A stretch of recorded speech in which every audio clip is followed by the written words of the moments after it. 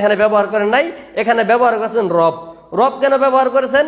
কারণ আমরা যখন রুহের জগতে ছিলাম, আল্লাহ তাআলা প্রশ্ন করেছে আলাস্তু বি রব্বিকুম, আমি কি তোমাদের রব নই? তাহলে রুহের জগতের প্রশ্ন কি আসছে? রবের প্রশ্ন আসছে, ঠিক না?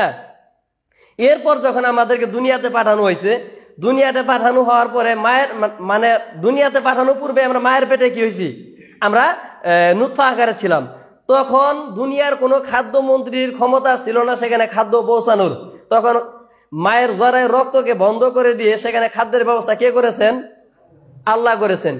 আল্লাহ করেছেন, আল্লাহ শব্দ এখানে আসেন নাই, রব করেছেন। কেন রব? কেন রব বলা হয়? মানুষ মানে মানুষের চাইতে হয় না, মানুষের চাওয়ার প্রয়োজন নাই। বিনা চাওয়াতে যিনি বান্দাকে দান করেন, বিনা চাওয়াতে যিনি বান্দাকে দান করেন তাকে বলা হয় রব। এখন আমরা তো মায়ের পেটে ছিলাম, আমরা কি খাবার চাইছি? আমরা শুধু ওই সময় কি অবস্থায় আমরা চাইছি এটা আল্লাহ ভালো জানে। তখন আল্লাহ তাআলা কি করছেন? সাথে সাথে ব্যবস্থা করে দিয়েছেন। বান্দা চাওয়া লাগে না, চাওয়ার আগে যিনি দিয়ে থাকেন তাকে বলা হয় কি? রব। এখন এই বান্দা যখন দুনিয়াতে ভূমিষ্ঠ হয়েছে তখন সাথে সাথে কি করছে? চিৎকার করছে। চিৎকার পর আবার মায়ের বুকের ভিতর দুধ কি কোনো দুনিয়ার কোনো প্রধানমন্ত্রী খাদ্যমন্ত্রী দেওয়ার সুযোগ আছে? সুযোগ নাই। আল্লাহ তাআলা প্রয়োজন পড়ছে যে আমার এই বান্দা দুনিয়াতে ভূমিষ্ঠ হয়েছে, তাকে কি খাওয়াতে হবে? তারে কি গরুর মাথা দিলে কাজ হবে? তাকে দিতে হবে কি? শাল দুধ। তখন আল্লাহ তাআলা মায়ের পেটের ভিতরে কি দিছে? দুধ দিছে, বুকের ভিতরে দুধ দিছে। সেই দুধ সে খাইছে। 3 মাস পরে যাও খাইছে।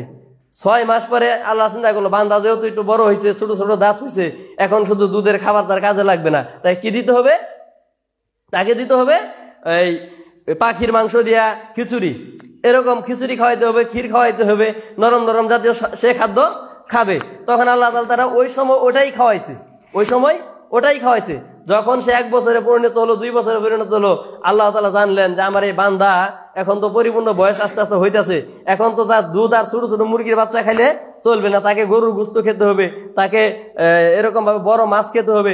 তখন আল্লাহ তাআলা ছোট ছোট দাঁত গুলাকে ফালাইয়া দিয়া সুন্দর সুন্দর বড় বড় কি দাঁত দিল, শক্তিশালী দাঁত দিল, যে দাঁতের মাধ্যমে সে বড় বড় খাবার সে আহরণ করতে পারে।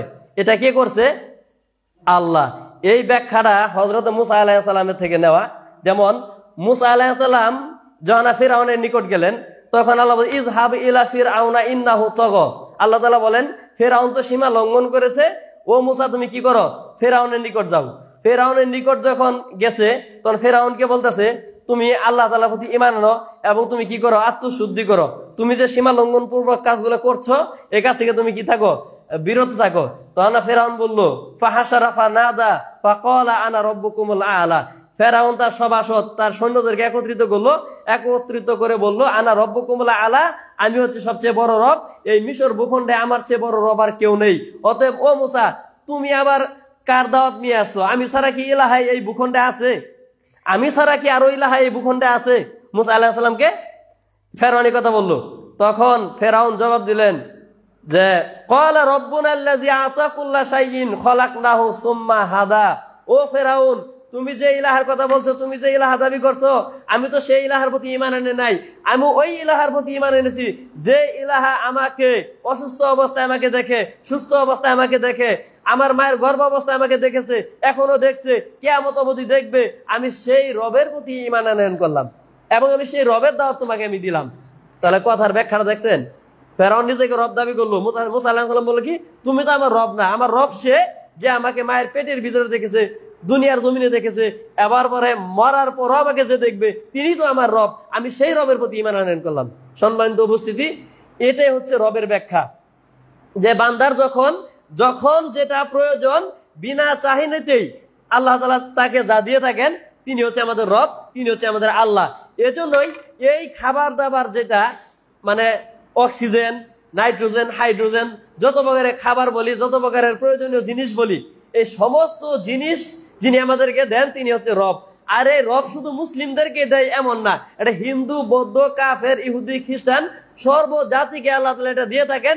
এজন্য আয়াতে কারিমা আল্লাহ তাআলা বলছে যে আমি যেহেতু সবাইকে সবকিছু দেই, তাহলে এখানে শুধু মুসলিমদেরই সম্বোধন করলে হবে না।